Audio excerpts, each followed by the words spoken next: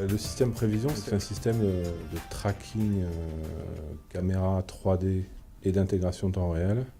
Ça permet de faire des choses qui étaient quasi impossibles jusque-là, parce que ça demandait trop de préparation sur le tournage, trop de post-prod derrière. Au moment où on tourne, ça nous permet d'analyser l'environnement en 3 dimensions et de savoir où est la caméra et de pouvoir synchroniser pendant qu'on tourne, soit des décors 3D ou des pelures, tout un tas de choses qui avant nécessitaient quand même pas mal de boulot de post-prod.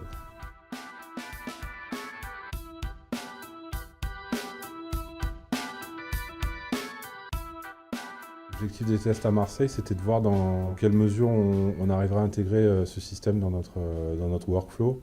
Alors il y a eu d'abord les tests de pelures.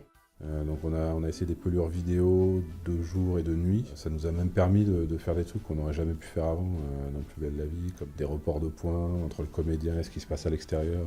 On a fait des tests complètement sur fond vert, donc de virtualisation totale avec des tests à vélo, en bord de mer.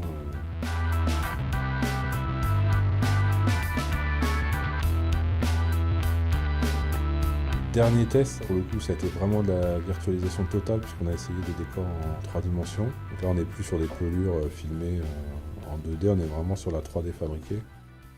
Et là, on avait plusieurs propositions. Finalement, on a essayé le décor de Versailles que Studio 20 utilise pour sa série.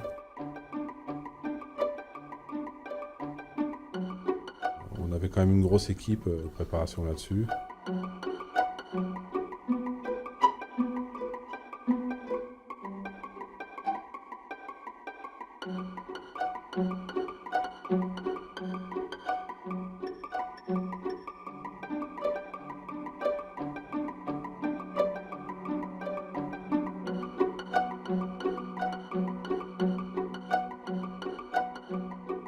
Au départ, on commence par calibrer les objectifs.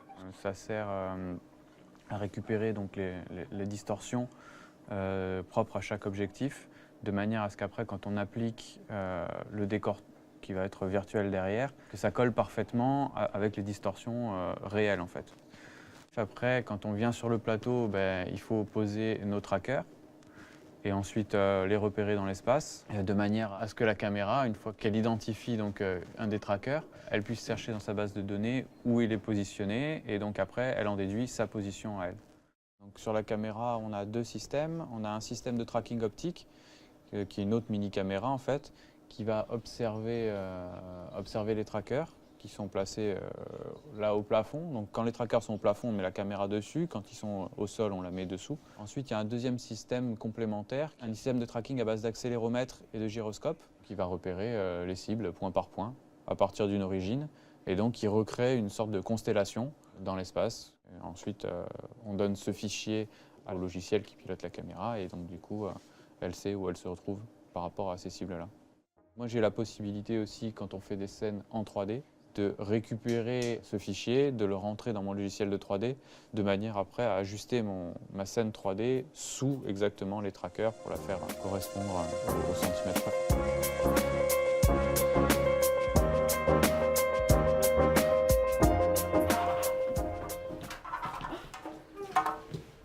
Mais qu'est-ce que tu fous là, Valentin? Je plie le drap. Mais je venais de le plier là. Je t'ai demandé de ranger le drap. Il était plié. Ah bon?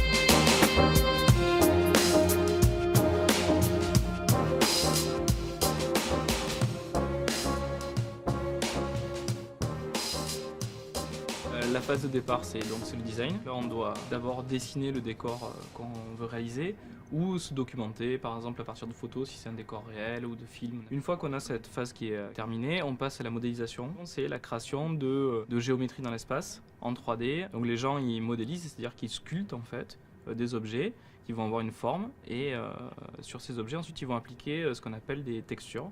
Donc ça c'est la matière des objets. Donc ça c'est la deuxième étape qui s'appelle le surfacing.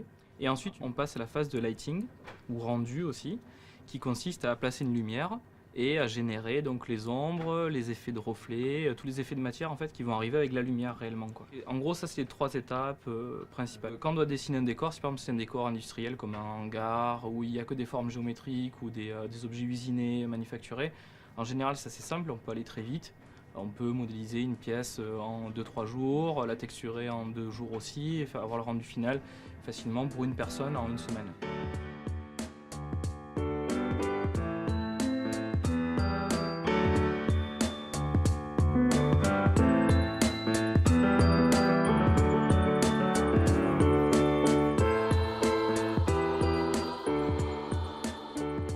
Au moment du tournage, ce qui est important, c'est le contrôle du keying en temps réel, puisque l'attente c'est quand même du temps réel. Donc là-dessus, c'est ce que vous avez vu avec l'image noir et blanc, cette fameuse image qui nous permet, nous, justement, de travailler sur la couche alpha directement et d'enlever au maximum le vert rémanent et de garder les ombres marquées qui nous donnent, nous, une indication de la qualité du keying. Finalement, il faut que le noir soit parfaitement détouré, en tout cas le plus possible.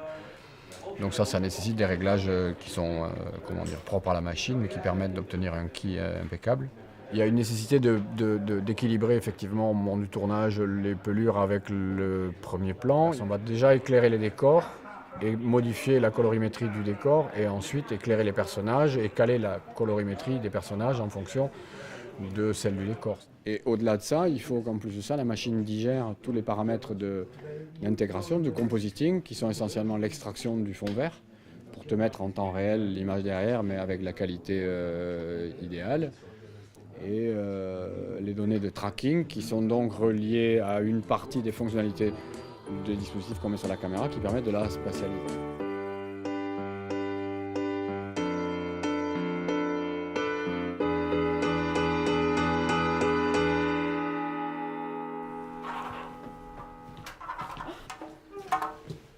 Mais qu'est-ce que tu fous là, Valentin? Je plie le drap. Mais je venais de le plier là. Je t'ai demandé de ranger le drap. Il était plié. Ah bon? Tu sais où maman range les ampoules? Ouais, c'est le 2e tiroir, je crois. Par contre, comment je le plie? Ouais, parce que je sais pas. Normalement, tu devrais t'en sortir, tu vas voir, c'est assez simple. Voilà, chacun une extrémité. Attends. Chacun un coin plutôt. Là, bah, on est mieux, hein? On se rapproche pas avant? Si, voilà. Comme ça? Voilà. Et tu vois, ensuite tu prends comme ça. Non, moi quand je le fais. Non, quand je le fais avec maman, c'est moi qui descends et qui le prends. Parce que là, du coup, ça fait des plis sinon. Bon, Émilie, tu veux bien aider ton frère à plier un drap parce que je crois que ça va être un peu compliqué là. Je sais pas, je t'explique. Mais... Attends, tu l'as l'as lâché. Non, Prends-le. Mais pourquoi tu le laisses Mais parce tomber? que il n'était pas plié. Mais bien Pour sûr, plier un si, drap, t'es c'était obligé de plié. le tendre. Hein.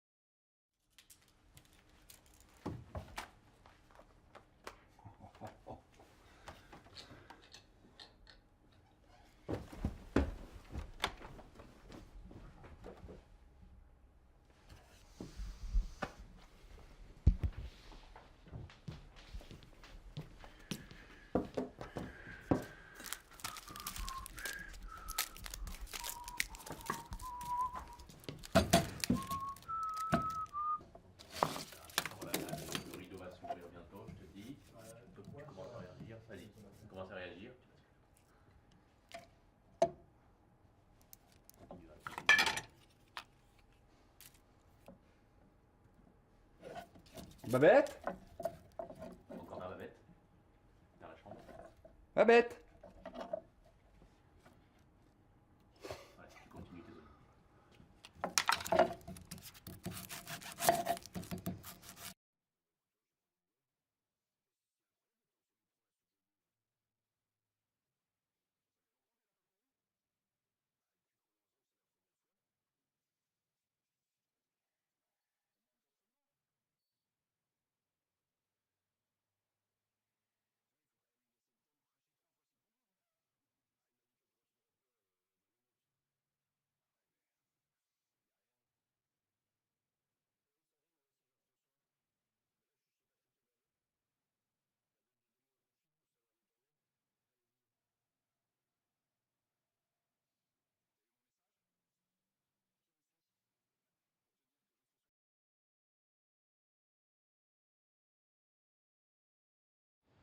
Toi, c'est quel pays où tu aimerais aller?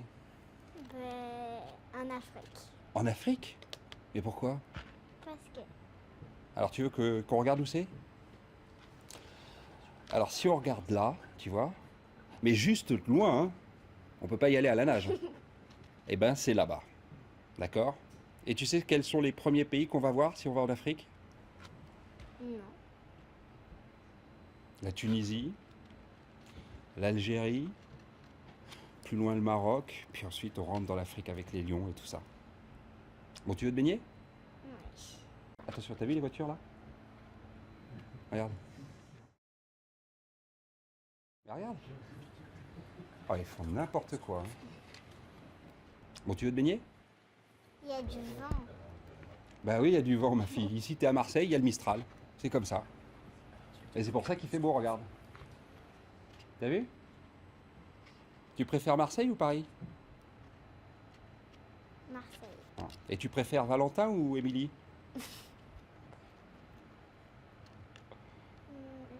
Je sais pas.